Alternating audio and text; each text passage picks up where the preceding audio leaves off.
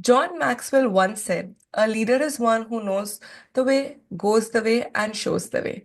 Hello, everyone. Welcome to Nerdy Optometrist, a podcast channel for all things optometry. And this is your host, Ukti Vora. Before we dive into the episode, please make sure you don't forget to like, follow my channel, and listen to this as well as all the previous episodes on your favorite platform. Today I have a true nerd, a very dear friend, and someone who I've known for more than 5 years. Optom Zulfikar Barodawala. He is definitely a celebrity in a very young age and a leader. And it gives me an immense pleasure to give a brief introduction about all the amazing things he has done so far. Optom Zulfikar Barodawala is a passionate optometrist currently pursuing his pre-registration training with Boots Opticians in the UK, working towards becoming a UK registered optometrist. With over 5 years of experience as a consulting optometrist and specialty contact lens consultant in India, he tries to bring his expertise to his practice. Beyond clinical roles, Zulfikar co founded not one but two global initiatives like Prismatic Visionary Solutions and the online Optom Learning Series. Both have been definitely empowering optometrists and the profession around the world. Dedicated to community service and innovation, he combines his clinical acumen with creative pursuits, including graphic and website designing, photography, and social media marketing. He's definitely my go-to person in case I get any challenges while making any of these website changes or design changes. So from being my go-to tech guy to being a nerdy optometrist guest, it's been a true journey and an immense pleasure to welcome Zulfikar into my nerdy family. So very warm welcome, Zulfi. Thank you, Miss Ukti. It's a pleasure being here. I've been a very nerd follower of your podcast, and I remember my brother, who is an optometrist as well, Fakhruddin. He was here for one of his first podcast with you, so I'm looking forward to have a great time. Thank you. Absolutely. And I hope this is not last. I'm sure I have already convinced you to do one more, but after listening to this one, there might be many more invites. So get ready to be on podcasts. Sure, done. So let's just dive into this episode. So Barodawala brothers is how I quote them. So as he just briefly mentioned, his brother was my senior in my optometry college and during my optometry career. So I have pretty much known these brothers for a while now, but I don't know how did you guys bump into optometry. So I'll let Zulfi you share me. How did you bump into this world of eye care and optometry? So the story goes back. I think this is one of the very commonest answers you would come across where I wanted to always do a community service. I wanted to go on and do medicine, but of course, I didn't land up in good numbers in entrance exams, and say fortunately, unfortunately, the exam got delayed and cancelled. So and the time was there for the next entrance exams to come in. So I had to take a call whether I had to reapply for the whole exam, which is now actually changed. But then I saw my brother who was doing well in optometry, and it was one of the very noble professions which I was learning about when he was doing optometry, and that's how I decided that let's become a duo and do something well for the growing community back in India. So here I am. You did have an amazing, amazing career in India. You were flourishing with the specialty care as well as, making practicing optometry in India. What made you choose, or what was the thought process behind moving to UK or any other country in that matter? What encouraged you or inspired you? So very good question. Actually, a lot of my friends, a lot of my colleagues ask this because I was doing quite well, actually, a dream position where I was there. I was doing a lot of experiments, a lot of startups, and helping my patients at the end. What happened is I was silently looking for some good opportunity overseas where I am challenged on my potentials, uh, catering more towards patient care and being more responsible. as we all know, India is still getting there to get regulated in optometry. So uh, it was a little challenging decision to really make the UK my destination, but then things turned out well. Uh, and I'm here in the UK, and already I'm in my fourth month of pre-registration program, and really it's been a time to learn everything back from scratch from the basics of optometry. So that's how I have come in UK and now challenging my potentials to really know what the best I can do. That's fantastic. Because I have seen you grow from being an optometry student to a practicing optometrist and doing, as you mentioned, like everything from research to clinical care to being able to be part of two organizations like OOLS and Prismatic Visionary Solutions. So I know you're still doing OOLS and Prismatic Visionary Solutions, but you were already well established. So I'm sure it would be a big decision. But tell me why UK and not Malaysia? Because your brother is in Malaysia. Probably it would have been an easier path. What made you decide? Like, what were the steps? How, when you were looking out?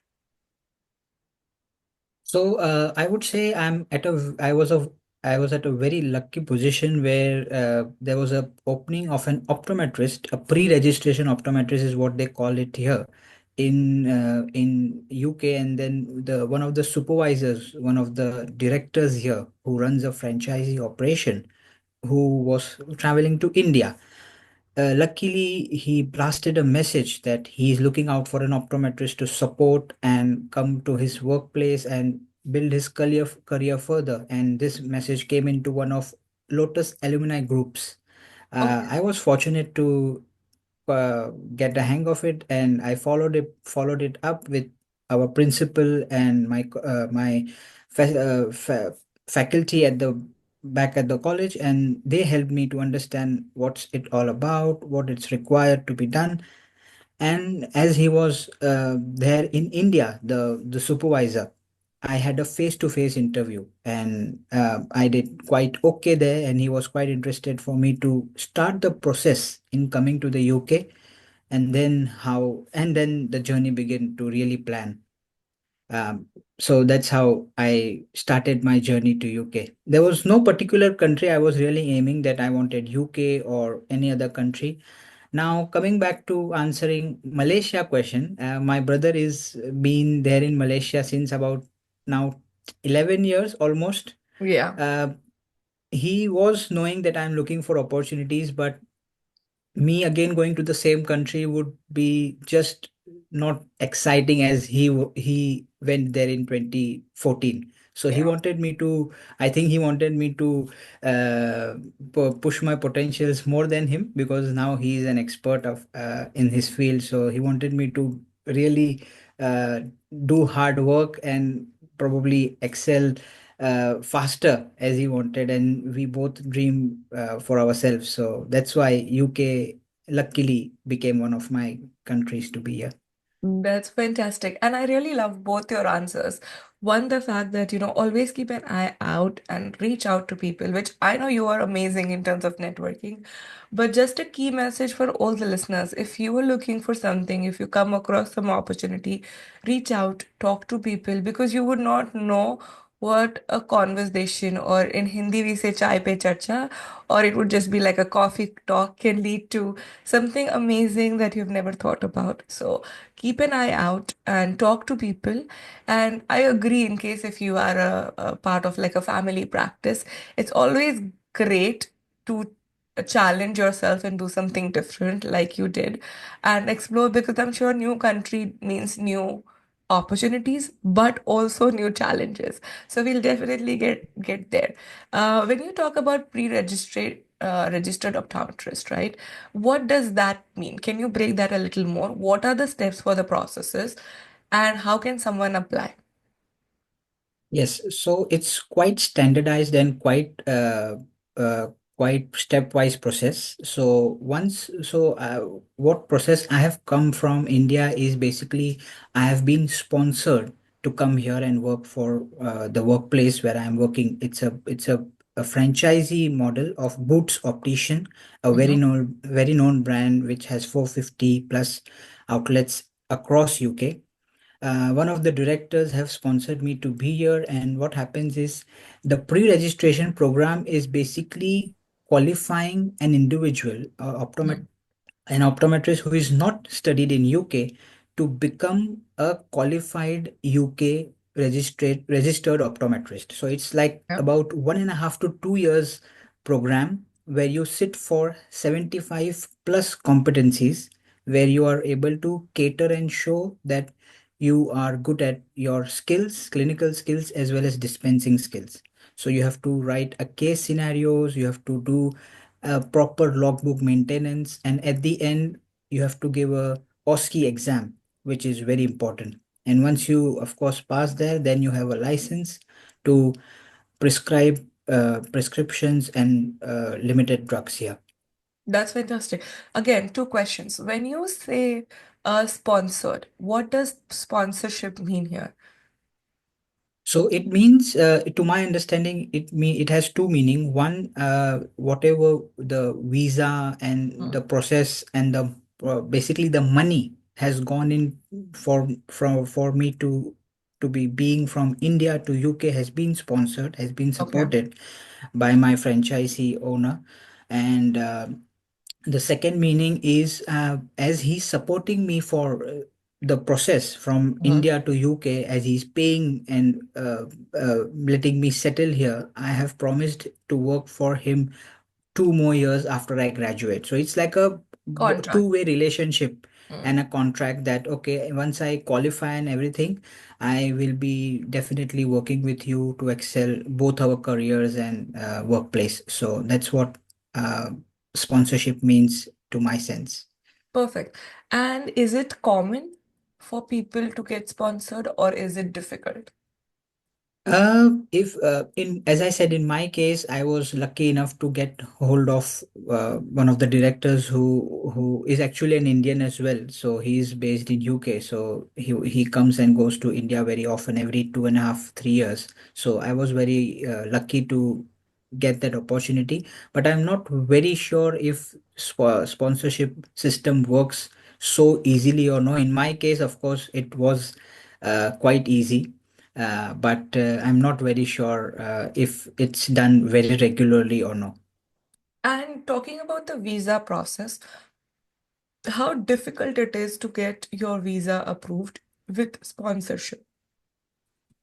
Yes, so visa with sponsorship has a lot of documentations altogether. For me, it took about 3 months for the documentations itself to come in one file, because they ask from A to Z, my qualifications, my identity as an Indian citizen. There are police track records checked at a very grassroots level, and then there is an interview at the end at the visa office, that Mm. what's the reason I'm going there, what I'm going to do, what's my plan, and my next 5 years gross plans of what I'm going to be and doing in the UK. So that's the important thing, and it's not difficult. But once you get support, once you show that you are really going to make to the UK and you really want to come, there is enough support from the UK as well. So in at my time, what I would really want to give a message out there to the listeners is, have a clear and a proper checklist, and you have to read yourself on the websites which is easily available. So in UK, there are two important things you have to remember. The General Optical Council, the GOC, is the body who regulates the optometrists.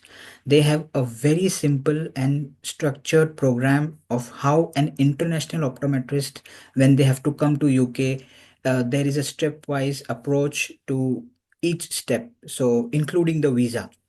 So they should definitely go on the website. It's very easily available, all thanks to Google. And the second thing is Opticians Act 1989, which is what the GOC is included in itself. So it's very easily available. It's in simple layman terms. It's not something which you have to sit with somebody. There are a lot of PDFs you will come across, where you have to print, where you have to show proof that, okay, you have to really show that you're eligible enough to at least start working program in under supervision in the pre-registration program. So I would leave a very quick answer to that is it's not difficult, but there is a lot of documentation Hmm. required. So you have to be very careful when you submit. And if you want any guidance, there is always people from GOC. You can email them and ask them their doubts, and they would be replying you in 2 to 3 working days. Oh, that's fantastic. Good to know. Thank you so much for breaking this down for me and the listeners. I'm sure this is very helpful. So when you talked about the pre-registration optometry program, right? You said there are so many documentations that you need to do in terms of logging. Do you know how easy or difficult it is for an Indian optometrist specifically? The reason I ask is because that's your background.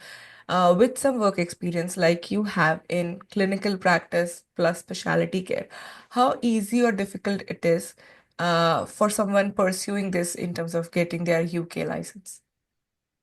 So, before applying for pre-registration program, what I know is somebody who wants to come to UK. For example, I have known some colleagues who have a dream to really come to Mm. UK once they settle there and they are financially stable, etc. So, before coming to UK, you really want to have at least 1 year clinical experience Mhm. in India. So that's very important. You should take care of that. You should have all the proper letters of recommendation and everything ready from your workplace so that there is no hindrance and there is no delay in the process. GOC in terms of documentation is very, very strict. I'm emphasizing on this because I've seen one of my few colleagues whose application was delayed by a year because the documentation was not in place. So you have to be very careful.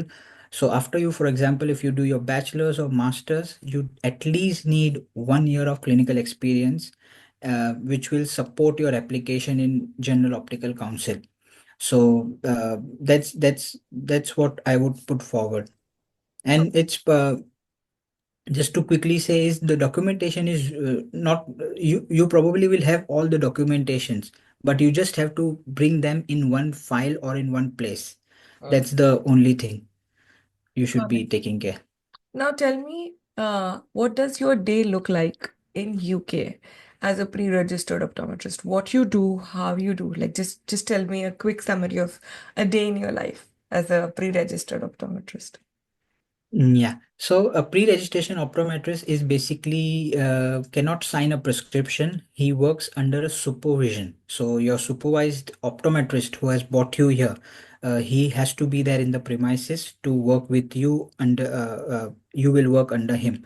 So the day starts with there are 3 days where I test patients, and 2 days I am on the optical shop to do dispensing. So you basically don't do one of only sides of the optometry, which I was doing back in India. So the dispensing side has been a little overwhelming, but I think I'm doing okay there in 4 months time. But there is a lot to learn.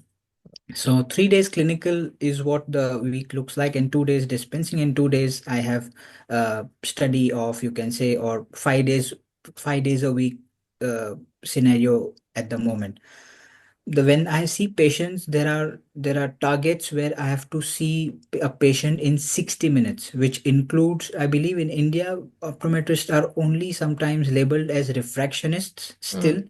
or a contact lens, or as an optician, not even a contact lens specialist. So it's growing still, but we will be there. In UK, you are the optometrist has a big responsibility when you see a patient. So from till A to Z, we do at the clinic. In 1 hour, we basically say, we tell the patient if I find something, if it's normal or abnormal. Mm. And if it's abnormal, I have to refer them to the hospital. So there is a complete referral chain system set up by the GOC. So it's very important we know the whole process. So that in the day, I have now started seeing about 7 to 8 patients, which includes a comprehensive eye test, the dilation as well under supervision, and contact lens aftercare. And the dispensing days looks like it's a very busy day. So do dispensing, single visions, varifocals, multifocals is what we know from back in India. Here Mm. they call as varifocals. So it's quite exciting, quite a new environment here, and it's quite challenging as well at the same time. That's wonderful. Thanks for sharing that. Uh, Tell me, how was the transition? How did your optometry practice in India or your experience in India is helping you with this transition? Because as you rightly said, sometimes we might not be doing a comprehensive eye exam on every patient here in India, but in UK you probably have to do it for all. Again, yeah, because you were more into clinical practice, you were not too much doing dispensing. Now you are more into dispensing. So, can you tell me more about your experience from India helping you to grow in UK? So, luckily, we both have been from a very, very good college. We have been challenged to our extreme potential. For example, the simplest is a retinoscopy, Mm, where still optometrists struggle after they have reached a certain level. They still are struggling, but I'm very, very thankful to Lotus College and the principal who has been so on the back for us optometrists to learn basic skills in like retinoscopy. So that's very important. And transitioning from India to UK has been smooth, but at the same time, there are set of disclaimers for UK registered optometrist which I have to follow.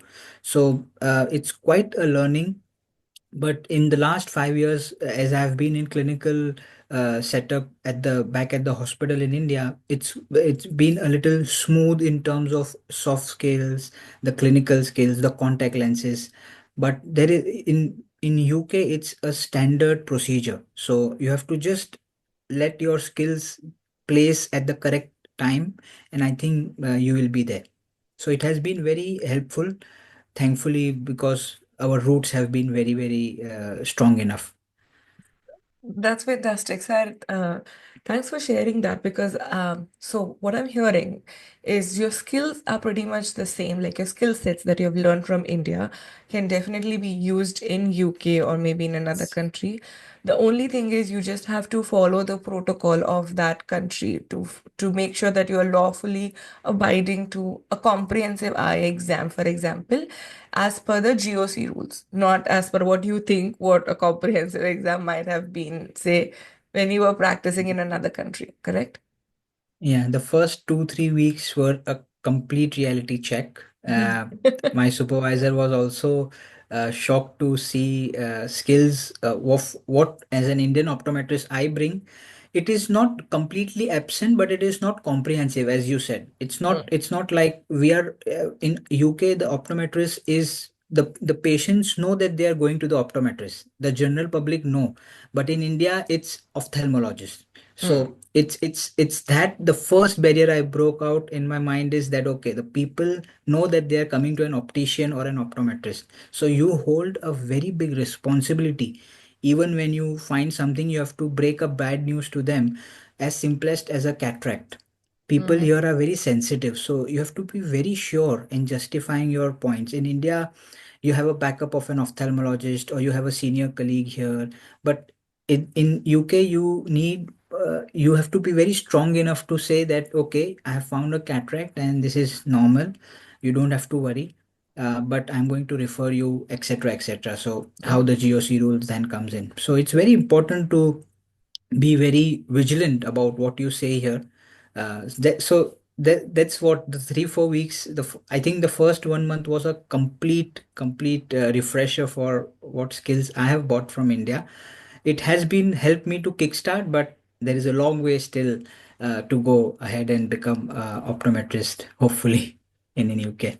I think you bring up a great point in terms of the mindset shift has been one of the biggest challenge or a transition. Because in India, as you rightly said, right, like we somewhere in clinical practice, we do have like a team. You're not always independent. I know there are several independent optometrists who are fantastic, who have already broken the barrier, but not the majority of us yet. So this basically is pushing you to be an independent think and practice as an independent optometrist, whether you're working in a group, whether you're working in a chain of opticals, like you said, like Boots Opticians or wherever that would be. But you are responsible for that patient. They're coming in for you. And I think that's I'm sure overwhelming For a lack of a better word, it could have been like very overwhelming initially. Like, okay, well, I am making those Yeah, decisions, but it also feels very liberal for the fact that you know what you're doing and it gives you more confidence as a practicing optometrist. I agree. I agree. So tell me about the ROI because sometimes when you make these decisions of moving to another country, I'm sure financial stability is also a very integral part of these decision. And when tell me more on reality standpoint of is it worth the change or what does the uh, financial aspect looks like after being at a pre-registered optometrist on becoming an optometrist in UK. So this is a very good question. Uh, I would answer it in a very simple way. Firstly, optometry in UK is a very well recognized profession, so you will be paid well. uh, Even if you are in a pre-registration program is what actually I'm going through, you will be paid well compared to, for example, in country in India from where I am. But but to survive here, to live your living expenses, your travel expenses, you would probably end up being uh, at saving nothing at the end of the month Mm, if you have a good and a proper lifestyle. And traveling is one of the expensive things as well. So accommodation and everything in if you take into consideration, then you would really end up saving nothing at the end. So what I was told by my supervisor is, if you're coming to UK, just make sure that you don't spend anything unnecessarily. You mm. can eat food 3 times, no problem. You will have a good accommodation. You will feel you will be at a cozy rented flat, but you should not spend unnecessarily if not required. So you have to save well. Um, Sending money back to home can be sometimes difficult depending on how much you spend, how is your traveling. Mm, Sometimes it also depends how much you travel. So luckily, my workplace is only 15 minutes away from where I live. So I take a mm, bus and it's fine. Sometimes people have to take bus, train, etc. So the end point is, the more you save, it will help you to live a little comfortable life. Take breaks. Of course, yesterday was 25th, the Christmas day. So the half day I went to the London Bridge, etc. So don't be at home.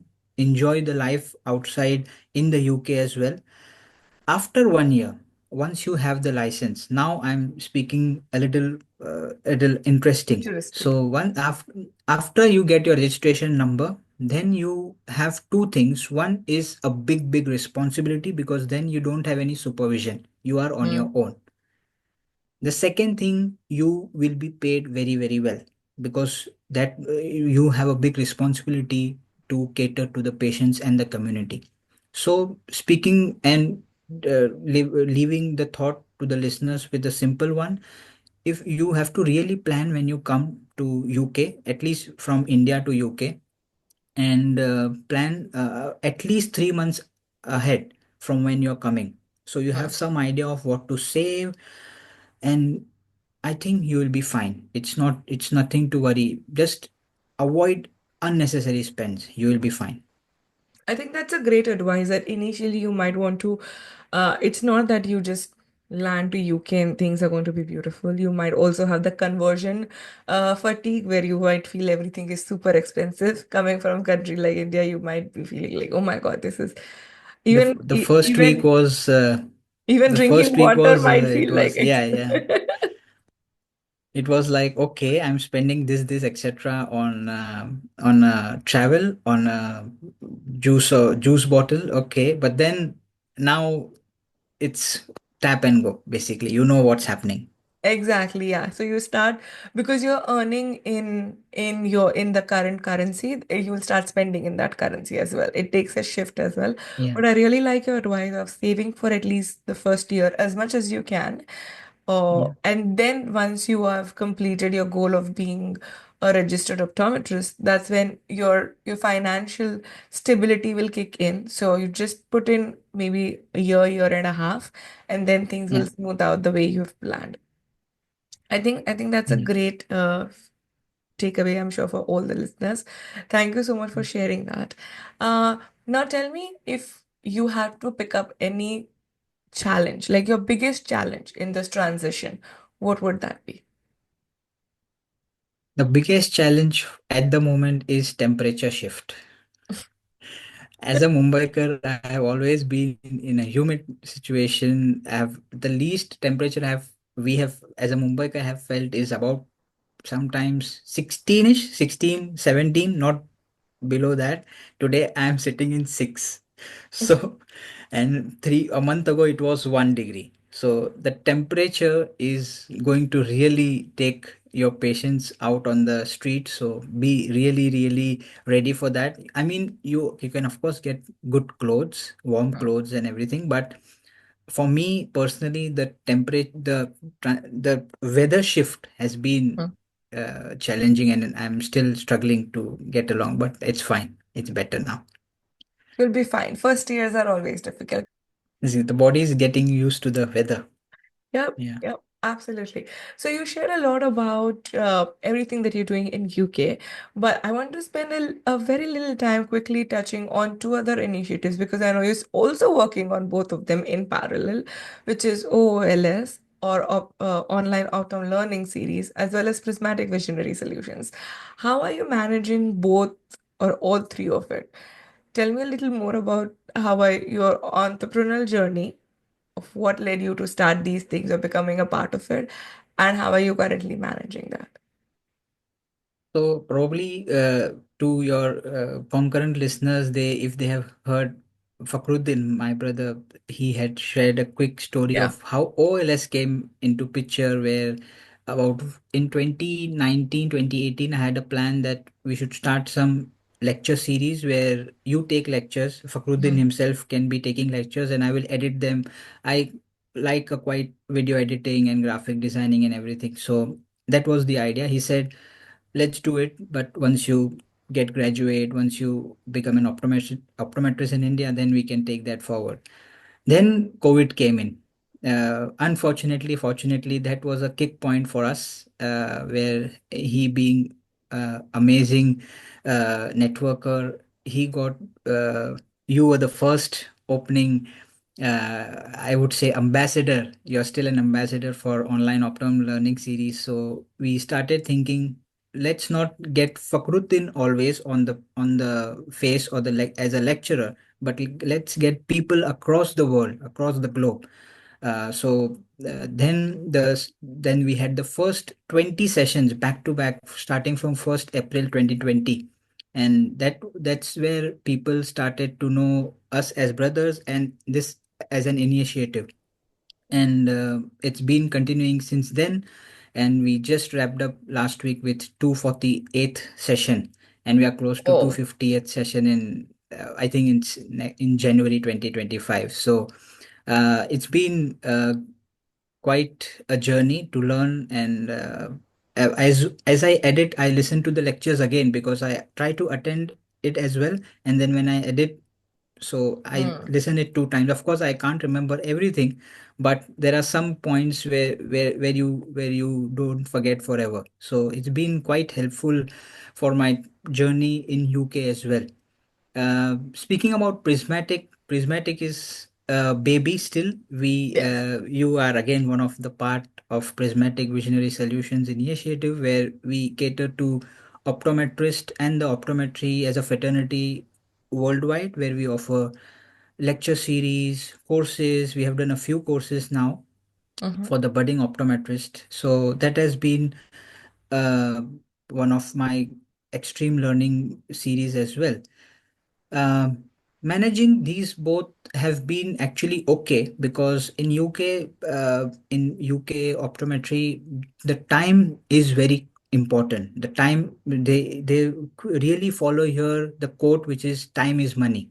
Mm, So from 9 to 5 is 9 to 5:30 is my work time, and it's strictly they adhere to this. And after 5:30, basically I'm free. Now, free doesn't mean in pre-registration optometry doesn't mean free. You have to study. I have books around me, so I have to read and learn and mark myself.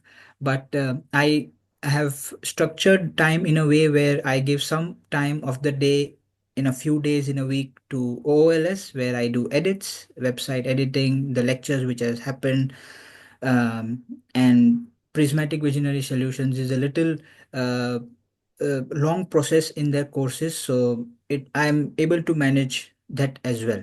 So it's going okay at the moment. I think once I get the license, I will more focus on these two and probably have some more ideas to put in. That's fantastic. So, a huge shout out to you for managing all of this together.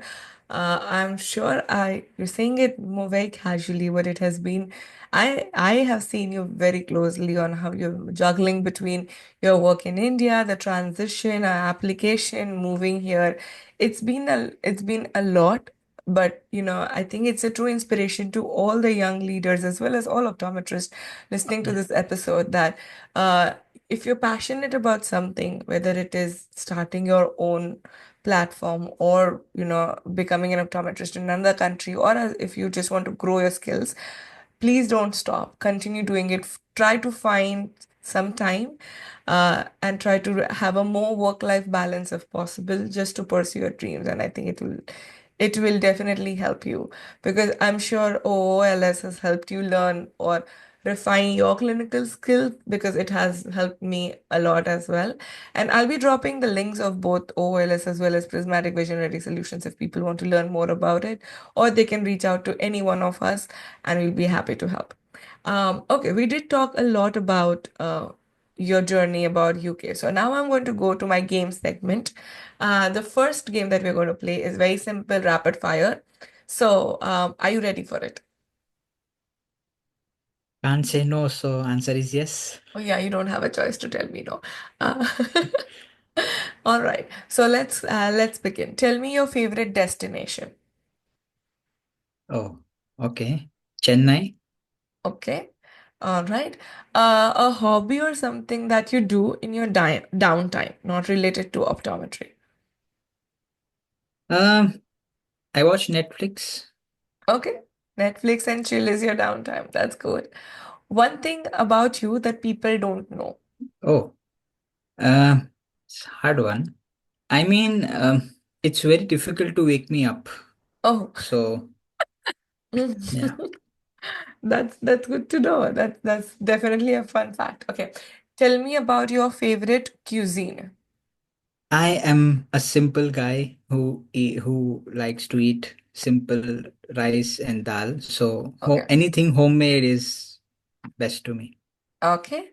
All right. If you were to interview someone, dead or alive, who would that be? Can it be like from the outside of Yeah, yeah, optometry? anyone, dead or alive, So, who would that be?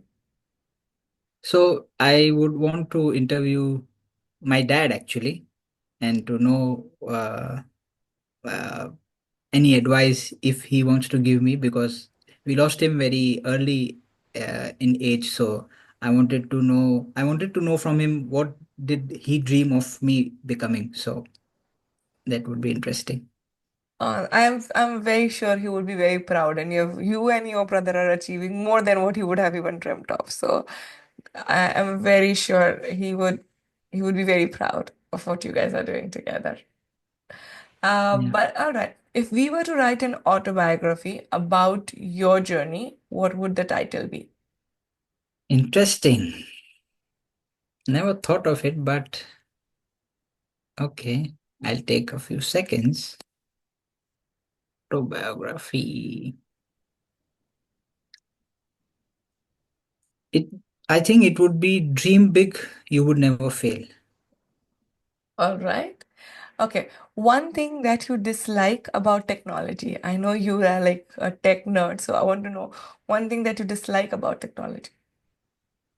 Yeah, so AI is sometimes used in misleading or used it in a wrong way. For example, simplest I can remember as a clinician is people just Google or just go on AI Mm, and put symptoms and signs and they want the answer, which is actually not true most of the times. So AI is one of the best things to have, but in limited uh, limited field is what I believe. with fact checks. Yeah, yeah, definitely. All right, that's fantastic. You did great in our rapid fire round. Good job. Now we're Is there going a to, hamper? not yet. We have another game for you. No, Oh, there's no hamper. We're still looking for sponsors for hampers. oh, that's a shout out then. Sponsors for Nerdy Optometrist, please. Absolutely. All right, let's go to another section, which I hope you would be good at, which is called Boomer Okay. Lingo. So I'm going to tell you some uh, Okay. different words, which I'm sure the young generation is changing very rapidly. I'm not sure if I know them all, but let me test you on this lingo. So are you ready? Yeah. All right. FOMO. We'll start easy. FOMO, right? Yeah, FOMO. Fear of missing out, I think. Yep. Yeah. Basic. No, I don't know. Basic. You know.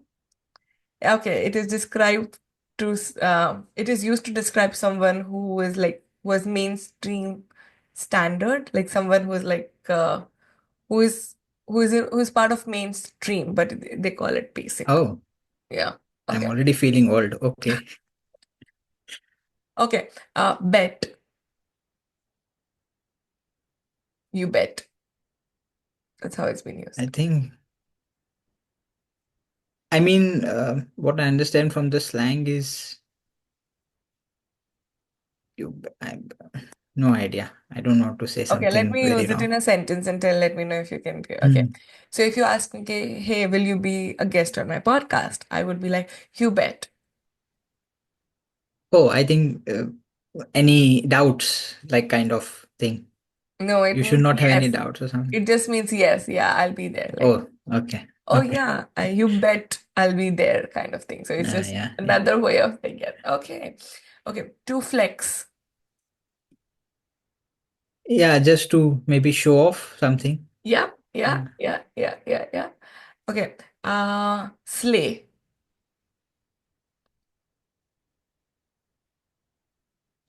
No Let idea. me give you a Slay. sentence. You are slaying it in UK.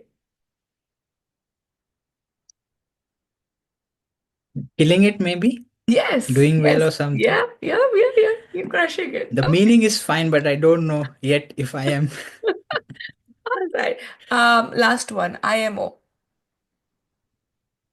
No. Oh, Mhm. I think in 4 months, India has changed a lot, maybe. Oh no, no. This is still I just realized this is already old. This is people have changed Okay. and moved on. So I think the generation is moving No, very no, quickly. no We idea. better No catch up, idea. in my opinion. Okay. All I'm right. starting to use this from tomorrow. Yes, and the la okay, let's do one more. Drip. Yeah. Oh, You look no. drip or you are drip. You look good or something? Good, or maybe. Uh, Sorry. Almost there. Close enough? Yeah, close enough. You look cool, or like you are cool. Is Oh, what drip means. okay.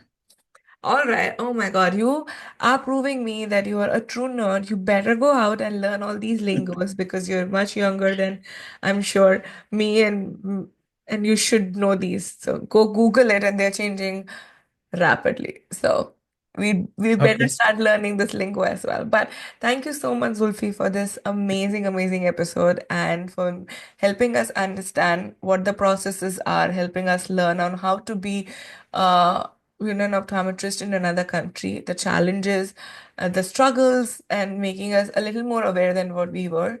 But before I let you go, tell me one quick takeaway message for all my listeners. Right. So, a quick message would be to really plan things when you're taking a big step anywhere in your career. Let it be publishing a paper to moving a country altogether. planning will take you places. So when I started planning for UK, I remember exactly a year back I was preparing for my English exam, which is the international English exam, which is known as IELTS.